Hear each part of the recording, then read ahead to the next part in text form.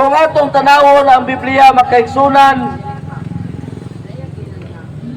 ang panudlo ni Jesus lahi na sa panudlo sa mga Sabanista.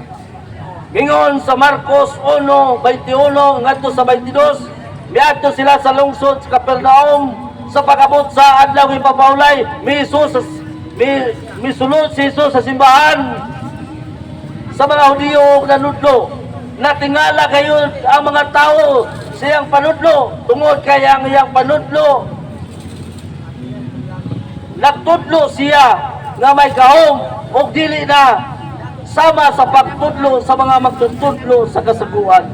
Diya mo na makaigsunan, dili na sama sa pagpanudlo sa mga kasuguan makaigsunan.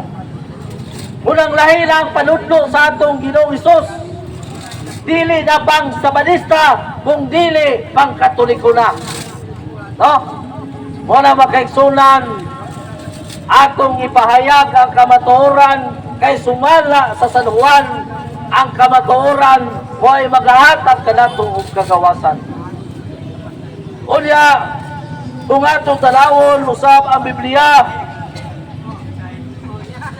kung atong talawon si San Pablo o si San Pedro, sa diyang nakita nga wala na sila masunod sa kamatuoran nga gitudlo sa maayong balita, gisultihan ko si Pedro at tubangan sa tanan ug mingon ako kaniya ngano man gibuhat mo kadto sa mga gipugo, sama mo gipugos mo ang mga dili Hudiyo sa pagsunod sa kasuguan sa mga Hudiyo. Ikaw gani mismo nga Hudiyo, wala man nagsunod sa kasuguan sa mga Hudiyo, kundili nagkinabuhi nga usa kadili Hudiyo. Munang makaigsunan, si San Pedro wala na nagkinabuhi sa kinabuhi sa mga Hudiyo nga nagsimba sa adlaw igpapahulay. Unya, kung atong tanawon ang atong Ginoo, sumala sa Lucas 22, versikulo 53, unya mingon si Jesus sa mga tao, tulisan ba ako nga kinahanglan magdala kamo mga espada o bunal sa pagdakop kadako? Adlaw-adlaw dito ako sa templo nga nagatutlo apan wala ako ninyo dakpa. Unsa to si Jesus? Adlaw-adlaw dito sa templo. Unya, unsa man si Jesus? Si Jesus usa ka pangulong pare. Muna ang atong Ginoong Hesus, adlaw-adlaw nasa templo aron sa pagpanudlo. Muna ang atong Ginoong Hesus, dako o kayong Katoliko, nganuman ang iyang papanudlo karaadlaw na. Muna diya sa sibahan sa katedral, karaadlaw ang simba diha makaigsunan o karaadlaw ang pare nagbisa. Usab ka na gibuhat sa atong Ginoo. Ang Ginoo kay pare man siya karaadlaw nanudlo dito sa simbahan nga napuno sa kinulid nga larawan.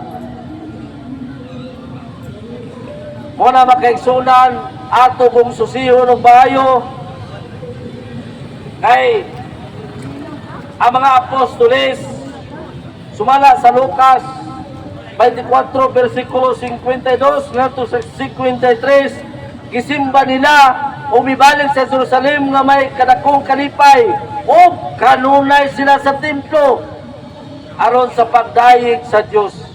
Kinsay kanunay? Ang mga apostoles. Dili na Sabanista makaigsunan, nganuman kay kanunay na sila dito sa templo o si Jesus karaadlaw dito sa templo aron sa pagpanudlo. Muna makaigsunan ang mga apostoles kay pare man to. Marcos 3:13 ang mga apostoles o si Jesus niadto dito sa bukid o nagpili siya o gitawag niya nga apostoles. Unsa kining pinili makaigsunan sumala sa unang Pedro 2:9 kamo ang mga pinili nga harianong pare aron magmantala sa pulong sa Dios. Kinsa to makaigsunan ang mga pinili nga mga apostoles, mga pare makaigsunan sumala ni San Pedro o sumala ni San Juan, pinanayag Kapitulo 1, versikulo 6, gihimo kitang gingarihan sa mga pare, aron magalagad sa Diyos. Unang pare, makaigsunan, ang mga lagad sa Diyos, o mato ni San Pablo, Roma 15:16, gihimo akong pare ni Kristo, aron magmantala sa pulong sa Diyos. Kung sa si San Pablo, gihimong pare, aron magmantala sa pulong sa Diyos. Wa kay mabasa dinhi makaigsunan sa Biblia nga pastor nga gisugo sa atong Ginoo aron magbantala sa pulong sa Dios. Kun dili pare makaigsunan sumala sa Biblia. Kay sumala Malakias 2:7 katungdanan sa mga pare ang magtudlo may tungod sa kaalam sa Dios ug didto gayon magpigsayon. Wala makaigsunan ato kung susihon ang Biblia kay sumala sa Hebreo 10:21 magagaw mga ato mga pari nga nakadumala sa balay sa Dios. Kinsay nagdumala sa balay sa Dios? Mga pari makaigsunan. Dili kini akong tumutumo, dili kini akong gamagama, kundi ato kong matuki diya sa Biblia nga sumala sa Biblia makaigsunan. Hebreo 10:21 ang pare mo'y magdumala sa balay sa Dios. Way mabasa ni pastor protestante 70 Adventist nga protestante nga mga pastor mo'y magdumala sa balay sa Dios. Kundili ang magdumala sa balay sa Dios mao ang mga pare o sumala sa Mateo 12:5 mato dinhi wala ba kamo mausab ninyo mabasa sa mga sinulat ni Moises nga ang mga pari sa templo nagsupak sa kasuguan kada adlaw nga ipapahulay tungod wala sila kapahulay apan wala sila kasala. Wala mga pare, wala kapahulay, apan wala kasala makaigsunan. Sumala sa Biblia, dili sumala sa akong unahuna o sa akong pulong makaigsunan, kundili sa Biblia nga ang mga pare mo yung magdumala sa balay sa Dios o ang mga pare wala nakasala nga wala sila magsunod sa adlaw ipapahulay. Kung